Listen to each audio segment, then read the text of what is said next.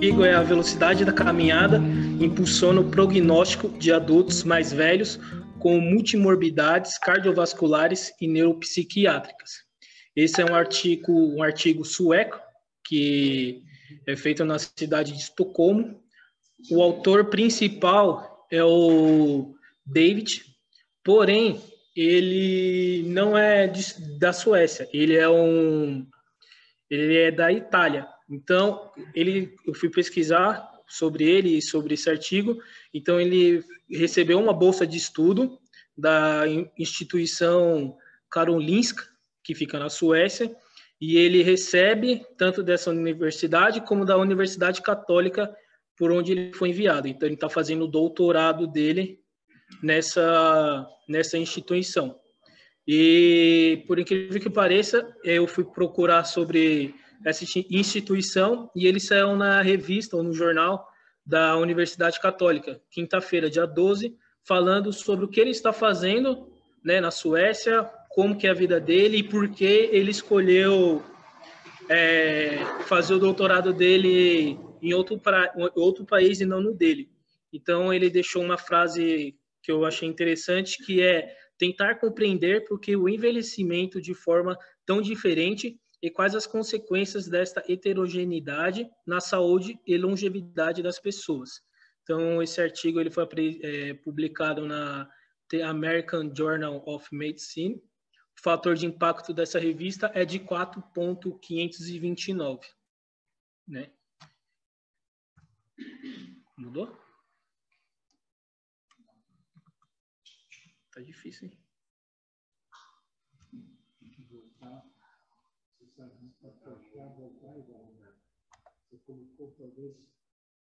Não mudou?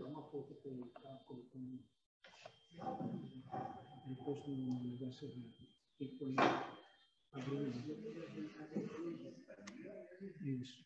Mas não tá mudando ainda.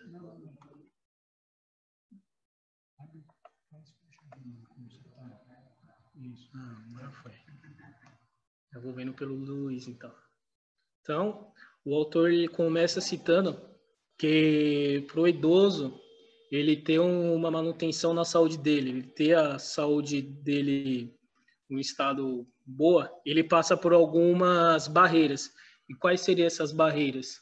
Seriam as doenças crônicas mais o declínio funcional. Então, para ele ter essa manutenção de saúde, ele tem essas barreiras que muitas vezes impede de ter uma vida saudável.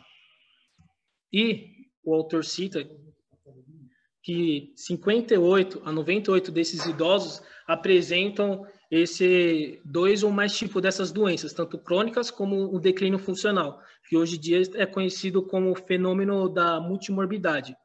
E o autor relata que é uma síndrome encontrada frequentemente pelos médicos. E ele cita que esses idosos que têm esse fator da multimorbidade, eles são frequentemente excluídos de ensaios clínicos randomizados, porque eles são considerados como idosos polifarmáticos. O que seria? São idosos que tomam de 5 a mais ou mais remédios, né, durante a vida ou o dia. Isso.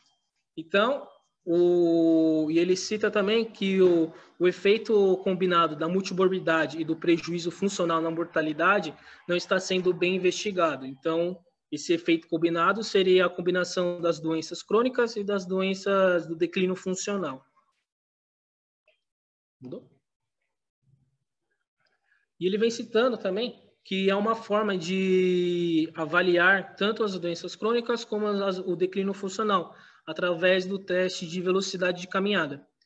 E ele fala os benefícios desse teste, que é uma medida confiável, uma medida fácil de avaliar o estado funcional, um indicador da gravidade da doença e bom indicador de déficits biológicos clínicos e subclínicos. E quando ele cita esses benefícios, ele cita quatro autores diferentes. E eu fui buscar essas citações, porque eu, né, pelo meu pouco conhecimento, eu conhecia apenas o teste, a velocidade de caminhada de 6 metros. E nesses autores, O Vetrano, no trabalho dele, ele fez o teste de velocidade de caminhada de 6, 4 e 2 metros. Calderon, ele fez uma revisão dessas 3 medidas de 6, 4 e 2 metros. Studensky, em 2008, ele analisou a velocidade de caminhada apenas de 4 metros e 6 metros. E Abelan, ele fez um estudo de corte, onde ele analisou apenas os testes que foram feitos de 6 metros. Por que eu quis trazer isso? Porque eu achava que tinha alguma diferença de 6, 4 ou 2 metros. A única diferença que ele relata é que muitas vezes as pessoas que vão fazer esses testes não têm um espaço de 6 metros, então eles acabam fazendo 4 ou 2 metros. Ou quando o idoso relata que a velocidade de caminhada dele é lenta, então eles acabam fazendo de 2 a 4 metros. E quando é feito de 2 a 4 metros e não 6 metros, eles usam uma fórmula para equiparar ou para como se fosse igual o teste de 6 metros. Então, a hipótese do autor é que cada padrão de doenças tem um efeito prognóstico diferente e que o efeito varia ainda mais de acordo com o estado funcional de uma pessoa. Então, o que ele está querendo dizer? Que quando você tem o diagnóstico e tem o prognóstico. Então, vamos supor que nós temos uma sala com 10 idosos que têm hipertensão. Eles vão ter um efeito da doença de uma forma. Porém, se desses 10, 5 for idosos ativos, o prognóstico dele vai ser diferente de uma pessoa que é sedentária. Então, muitas vezes pode aumentar a expectativa de vida de uma pessoa que é ativa do que uma pessoa que não é ativa e tem a mesma doença de uma pessoa que é ativa. Então, o objetivo do estudo foi examinar o efeito da multimorbidade cardiovascular e do comprometimento funcional, juntamente com o efeito da multimorbidade neuropsiquiátrica e do comprometimento funcional em todas as causas e mortalidade por todas as causas. Quando nós vamos para os materiais e métodos, ele é bem curto, ele é essa página que eu estou mostrando. Então, ele não fala muito como foi feito, meio a característica da amostra, os procedimentos.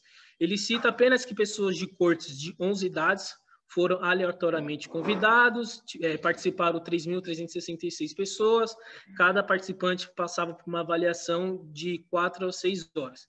E quando você quer entender como foi feito esse procedimento, por que esse número, ele põe como é chamado de apêndice, você tem que ir outro artigo pesquisar como foi feito todo esse método do artigo dele. Então, ele vem citando que em 1997, o Ministério de Assuntos Sociais da Suécia promoveu e apoiou um projeto nacional com o objetivo de monitorar e avaliar o sistema de assistência aos idosos da Suécia.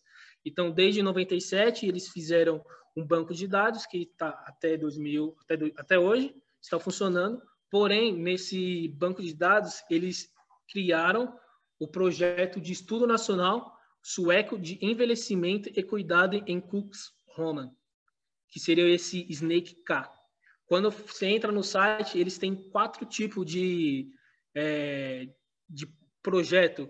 Então, tem o SNAKE-K, então tem o SNAKE-N, que aí entra apenas pessoas de 65 anos de idade e que recebem algum tipo de benefício.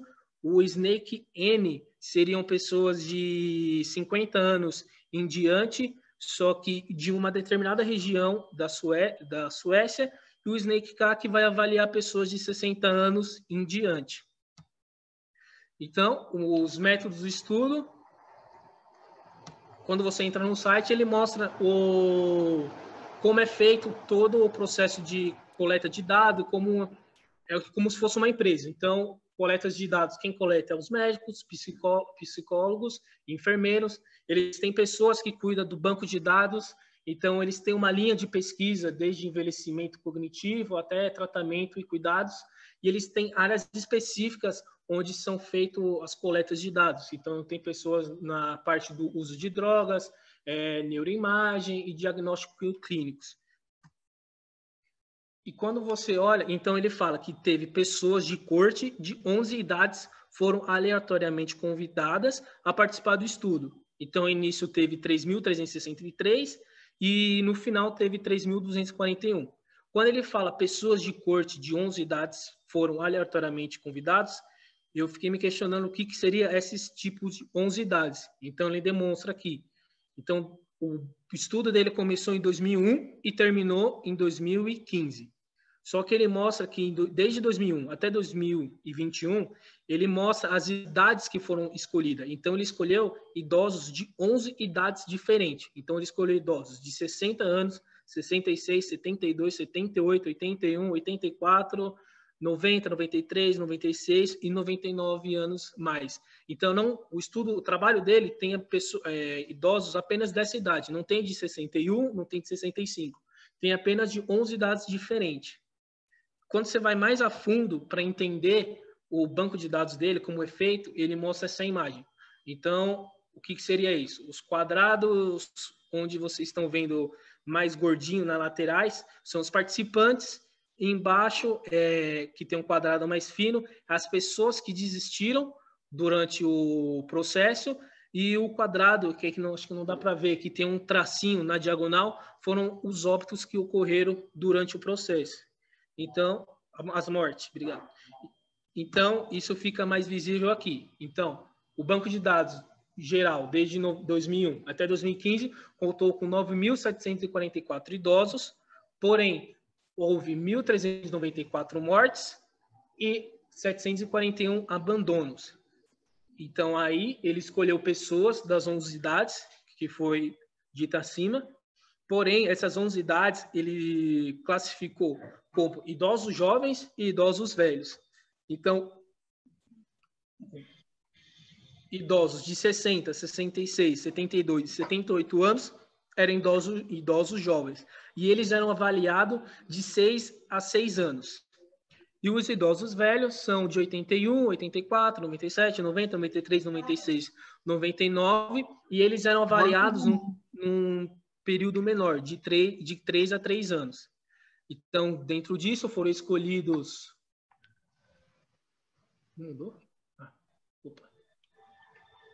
Foram escolhidos 3.366, onde eles passaram por avaliações de conclusões de diagnósticos para o exame médico, onde eles usaram o famoso CID-10, onde eles classificaram 7 tipos de doenças crônicas e 12 tipos de doenças neuropsiquiátricas.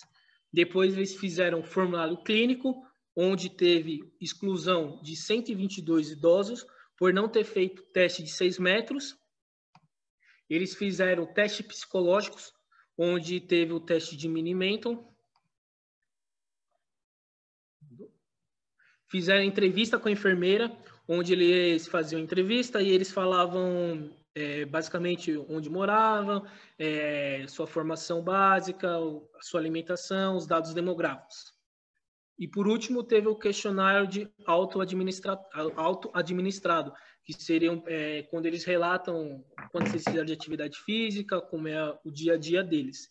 E chegando no número final de 3.241 idosos. Então, continuando, então eles foram orientados a caminhar 6 metros na sua velocidade usual. Porém, aqueles idosos que relatavam que a caminhada deles era lenta, eles faziam 2 ou 4 metros. E também tinha restrição se o local era curto, então eles faziam de 2 a 4 metros. Então, eles tiveram uma categorização de menos 0,8 metros por segundo ou mais 0,8 metros por segundo, onde menos 0,8 metros por segundo prevê a sobrevida abaixo da mediana em idosos residentes na comunidade. Também eles tiveram... Foi um estudo em que cada análise, os participantes dos estudos foram categorizados de acordo com os perfis clínicos. Então, tinha a combinação da presença da velocidade de caminhada, juntamente com o número de doenças cardiovasculares e neuropsiquiátricas. E também tinha, se o idoso tinha doenças crônicas, e ele não era excluído também por ter doenças neuropsiquiátricas. Então, ele poderia ter tanto doenças crônicas como neuropsiquiátricas, que ele não seria excluído do estudo. E também foi considerado, na parte da morte, do óbito, a primeira causa, não a segunda. Então, se ele morreu de morte cardiovascular e a segunda causa foi o derrame, que seja, era considerada apenas a primeira causa, não a segunda. Então, na análise estatística, nós tivemos média, desvio padrão, ele usou uma regressão de Cox. Então, aqueles idosos que relataram a velocidade lenta, que fizeram 4 ou 2 metros, eles usaram uma fórmula, que está aqui. Também teve o modelo de regressão de risco competitivo, de Fine-Gray, e o modelo 1. Então, ele usou 2 modelos no trabalho dele. Um que foi ajustado para a idade, sexo, escolaridade e as doenças cardiovasculares e neuropsiquiátricas, e o modelo 2 que foi ajustado junto com o modelo 1, mas também teve inclusão do teste de Mini-Menton, institucionalização, desnutrição e o uso de medicamentos. Então, quando vamos para o resultado, essa é a tabela original do autor. Porém, eu tomei a liberdade de traduzir e fazer de um jeito mais simples para poder entender.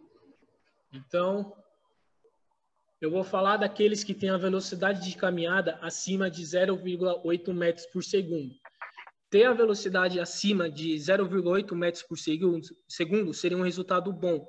Quer dizer que ele faz mais metros por segundo do que aqueles que faz menos. Então, quem faz menos, temos como um resultado ruim. Então, aqueles que faz mais metros por segundo são aqueles que são considerados os idosos jovens, né? Que são a idade média de 70 anos. Eles são idosos que... São poucos idosos que fazem essa velocidade, que moram em casa de repouso. Eles são idosos que têm universidade, um ensino superior, têm um ensino médio maior quando comparado com aqueles que têm menos metros por segundo. Quando vamos para a avaliação clínica, eles são idosos que têm a média de menos doenças do que aqueles que fazem menos metros por segundo. Eles são também idosos que usam menos medicamento, porém, eles são os idosos que são mais desnutridos quando comparado com aqueles que fazem mais metros por segundo. Eles são idosos que têm a pontuação no Mini-Menton maior do que aqueles que fazem menos metros por segundo. Também são que têm menos doenças isquêmicas do coração, são aqueles que têm menos insuficiência cardíaca, a fibrilação arterial, demência e doenças cardiovasculares, quando comparado com aqueles que fazem menos metros por segundo. E eles são aqueles que têm menos doenças cardiovasculares, são aqueles que têm uma doença cardiovascular, eles têm mais doenças quando comparado com o grupo que faz menos metros por segundo. E eles são idosos que têm menos de 2 ou mais doenças cardiovasculares quando comparado com o que faz menos metros por segundo. E naqueles que têm doenças neuropsiquiátricas, eles são aqueles que têm menos doença quando comparado com o grupo anterior, eles têm mais de uma doença quando comparado com o grupo anterior, e eles têm menos de 2 ou mais doenças neuropsiquiátricas quando comparado com aqueles que fazem menos metros por segundo. Então, essa é a tabela de caracterização da amostra. Então, a tabela 2, ele faz uma associação, aqui é a tabela original, e eu vou mostrar a próxima tabela. Então, aqueles que fazem mais metros por segundo e que não tem nenhuma doença cardiovascular, que tem uma doença cardiovascular, que tem 2 ou mais doenças cardiovasculares, não se associou com mortalidade por todas as causas em 3 anos. Já aqueles que fazem menos metros por segundo e não tem nenhuma doença, que tem uma doença, que tem 2 ou mais doenças, foi associado com a mortalidade por todas as causas em 3 anos. Então, aqueles que não têm nenhuma doença cardiovascular, ele tem 2 vezes mais possibilidade de mortalidade por todas as causas em 3 anos. Aqueles que têm 2 ou mais doenças cardiovasculares, ele tem 4 vezes chance de mortalidade por todas as causas em 3 anos.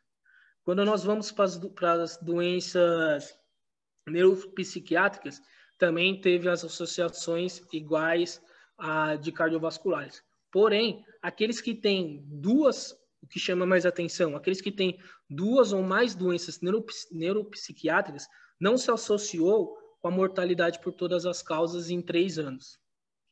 Então, tem menos metros por segundo se associa com mortalidade por todas as causas em 3 anos.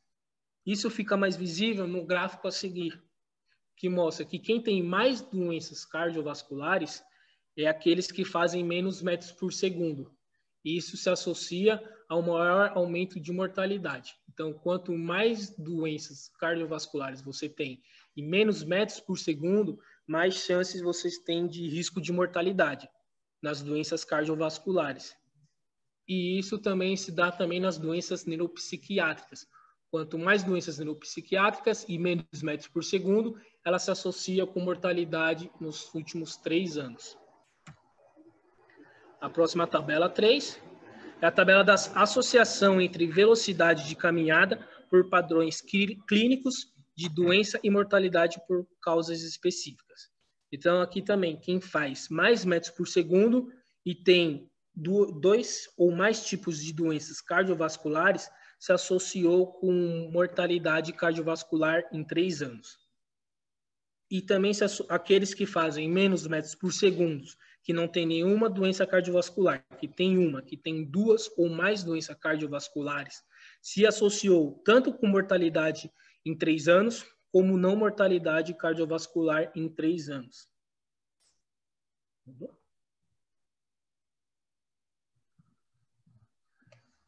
E aqui, nas doenças neuropsiquiátricas, o que chama a atenção é que se você tem 2 ou mais doenças neuropsiquiátricas e faz mais metros por segundo, não se associou tanto com mortalidade cardiovascular em 3 anos e nas mortalidades não cardiovascular. E o que chama a atenção é aqueles que fazem menos metros por segundo e tem 2 ou mais doenças neuropsiquiátricas. Ele tem 5 vezes mais chances de mortalidade cardiovascular em 3 anos.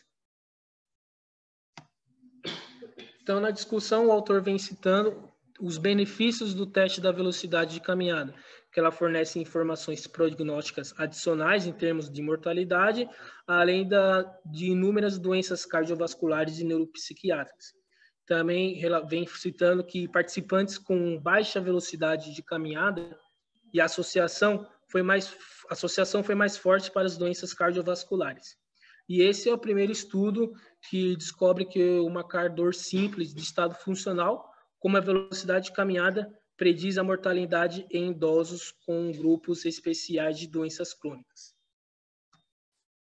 E estudos anteriores também mostrou associação significativas entre multimorbidades, que seriam as doenças crônicas e neuropsiquiátricas, e mortalidade, e o prognóstico de pessoas com vários fatores de riscos e doenças crônicas após o procedimento invasivos pode variar dependendo do estado funcional da pessoa. Então, isso bate ou entra de acordo com a hipótese dele inicial.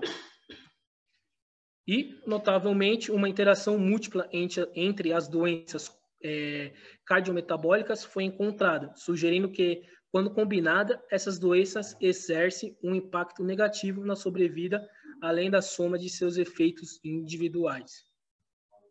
E ele vem falando fatores que podem ter influenciado nesses valores, né? No teste da velocidade de caminhada, que as condições mentais, que ele pode ter alguma doença mental que pode ter interferido na velocidade de caminhar.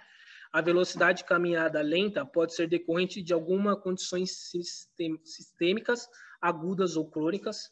Sintoma de uma doença específica, então o Parkinson pode ter atrapalhado na velocidade de caminhada. O comprometimento de um órgão, se a pessoa tem osteoartrite no quadril, se tem insuficiência cardíaca, pode ter diminuído a velocidade de caminhada do idoso.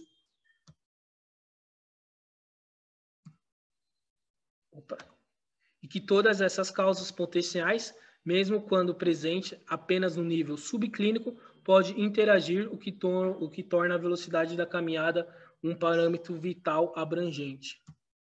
E concluindo, que ele vem citando novamente que a velocidade de caminhada lenta é um indicador de comprometimento funcional e fornece informações prognósticas adicionais em termos de mortalidade. E a adoção de uma medida simples e fácil de usar no comprometimento funcional como a velocidade de caminhada. Pode ajudar os profissionais da saúde a identificar afetados por grupos específicos de doenças crônicas. E que, de acordo com as diretrizes recentes sobre multimorbidade, nossos achados apoiam a avaliação simultânea de parâmetros clínicos funcionais que facilitam a identificação das prioridades clínicas dos pacientes do tratamento medicamentoso e ideal e melhor aconselhamento. Então, obrigado.